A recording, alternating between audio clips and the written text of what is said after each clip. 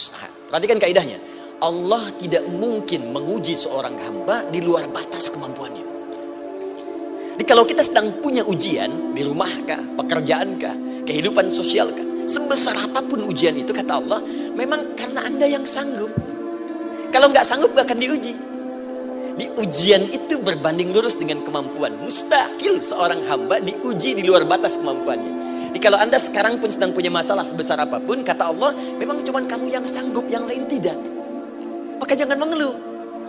Jangan Anda katakan, ya Allah, why me? Kenapa saya? Kata Allah, why not? Memang kamu yang mampu, yang lain tidak. Nah, ketika Anda bisa menerima itu dengan sabar, baru datang kalimat kedua, wassalah. Kemudian datang tunaikan sholat dan mintakan solusi kepadaku lewat sholat. Ya, sedikit ya, lihat sini. Saya berikan sedikit uraian Al-Quran. Saya boleh menulis sini? Boleh ya?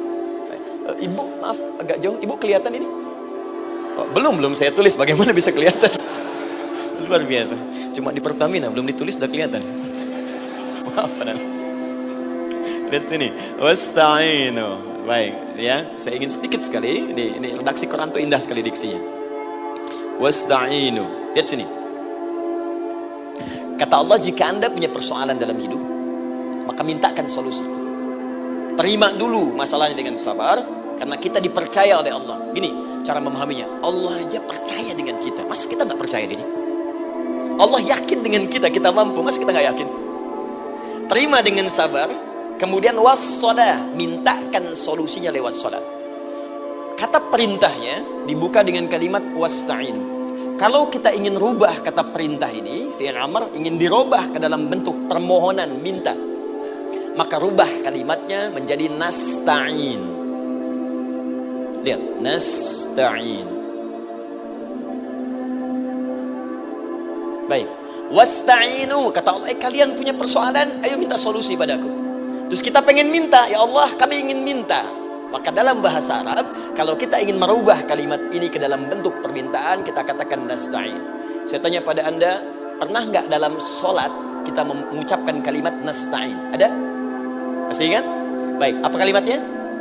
Iyyaka na'budu wa iyyaka nasta'in. Perhatikan, iyyaka na'budu wa iyyaka nasta'in. Iyyaka na'budu, iyyaka, ya Allah, Engkau perintahkan aku untuk ibadah. Maka sekarang aku ibadah, sholat. Hanya kepadamu saja. Kan kata Allah, kamu sholat. Terus kita katakan, iyyaka na'budu. Sekarang kami sholat, ya Allah. Nama lain sholat itu ibadah. Kalau kita ibadah, na'budu. Dari mana tahunya nama lain sholat ibadah? Quran surah ke-20 ayat ke-14. Fa'budni wa aqimis sholata li dzikri. Ibadah kepadaku, caranya sholat. Maka saat sholat kita katakan, iyyaka na'budu. Ya Allah, Engkau perintahkan aku untuk ibadah. Sekarang aku ibadah. Wa iyyaka nasta'in. Dan sekarang aku sedang punya persoalan, ya Allah. Aku punya masalah. Aku punya problem. Dan aku yakin hanya Engkau yang pasti akan menyelesaikannya. Ketika Anda mengatakan iyyaka nasta'in, perhatikan hadis qudsinya. Hadisnya qudsi. Ya. Al-Imam Al-Bukhari meriwayatkan, Imam Muslim meriwayatkan, An-Nasai meriwayatkan dari sahabat Abu Hurairah radhiyallahu ta'ala anhu. Ada lagi yang dari sahabatnya Anas bin Malik. Perhatikan kalimatnya.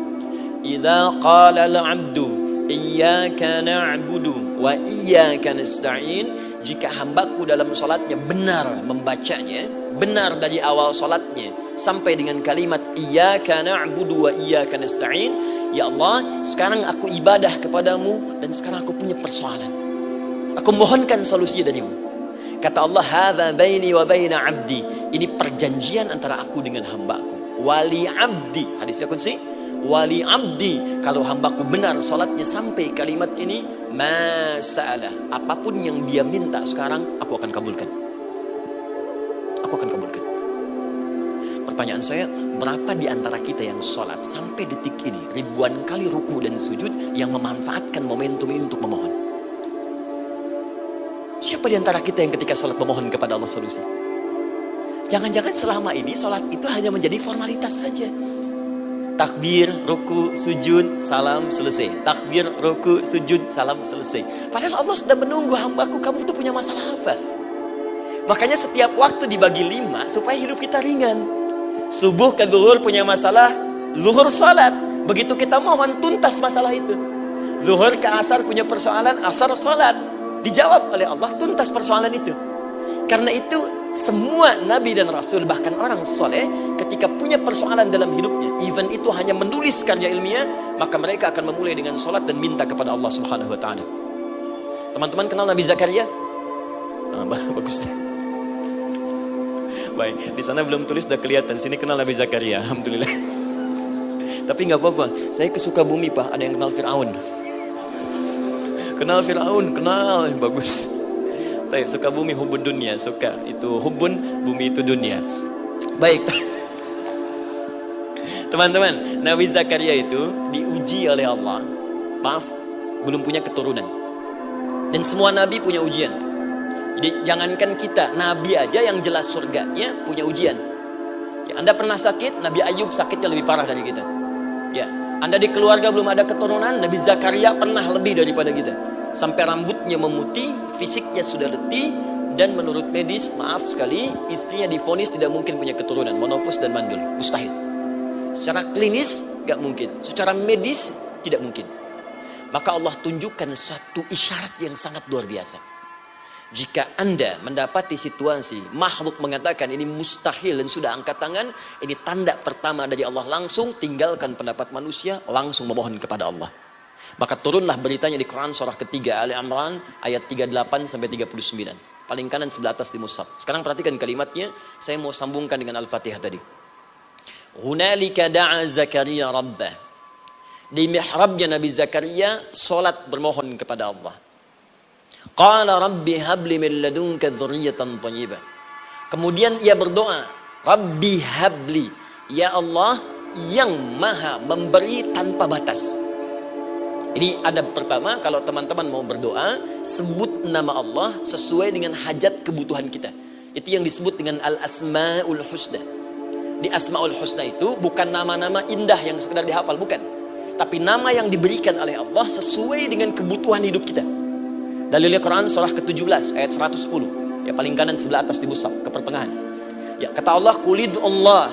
Jika Anda punya persoalan, sebut nama Allah. Allah Awir Rahman atau Ar-Rahman.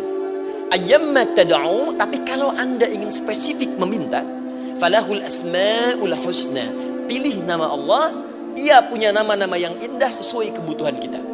Jadi kalau teman-teman misalnya minta kelancaran rezeki, sebut ya Allah ya Razzaq. Anak mau ujian, ya Allah ya Al-Alim. Di proyek misalnya ada hambatan, ada gangguan, ya Allah ya Al-Jabbar ya Al-Malik. Ingin mudah mengatasi ujian, ya Allah ya Sabar. Minta. Ya, jangan semuanya disebutkan, nanti jadi beban. Ya, Allahumma ya Rahman ya Al-Malik ya Al-Quddus ya Sabar, gitu kan? Yang tadinya gak punya masalah jadi punya masalah, gitu kan? Pilih salah satu. Nah, jika Anda ingin memohon pada satu hal yang mustahil menurut manusia, maka minta dengan menyebut nama Allah yang memberi tanpa batas, mustahil di dalam